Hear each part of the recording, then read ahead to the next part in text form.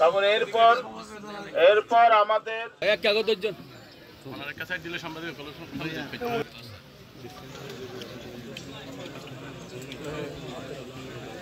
বিএনপির active chairman জনাব তারেক রহমানের দুটি বার্তা আপনাদের মাঝে দেব। একটি হচ্ছে, যারা সম্প্রতি আন্দোলনে শহীদ হয়েছেন এবং গুরুতর আহত হয়েছেন তাদের প্রতিটি পরিবার, প্রতিটি ঘরে ঘরে আমরা যাব। তারই অংশ হিসেবে আমরা এর আগে বগুড়া, দিনাজপুর, সিলেট সহ বিভিন্ন ঢাকার বিভিন্ন ওয়ার্ডে ওয়ার্ডে আমি চষে বেরিয়েছি, ঘরে ঘরে খবর নিয়েছি, তারেক রহমান সাহেবের বার্তা পৌঁছে দিয়েছি, বেদনা আহত পরিবারের মাঝে পৌঁছে দিয়েছি আমরা তার পক্ষে। তারই অংশ হিসেবে এখানে এসেছি শহীদ পরিবারগুলোর সাথে সাক্ষাৎ করতে, তাদের পরিবারের খোঁজ নিতে এসেছি। এখানে একটি কথা আমি বলবো, যেটি হচ্ছে, আমরা বিএনপি পরিবার, আমরা শুধু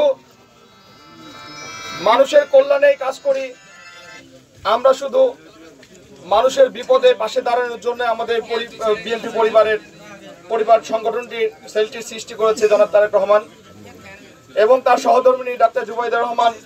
তিনিও আমাদের সবসময় খোঁজ খবর রাখেন এবং বিভিন্ন পরামর্শ দেন, আমরা তাদের পরামর্শ অনুযায়ী সম্প্রতি নোয়াখালী অঞ্চলে যে বন্যা হয়ে গেছে সে বন্যা দুর্গতদের পাশে দাঁড়িয়েছি।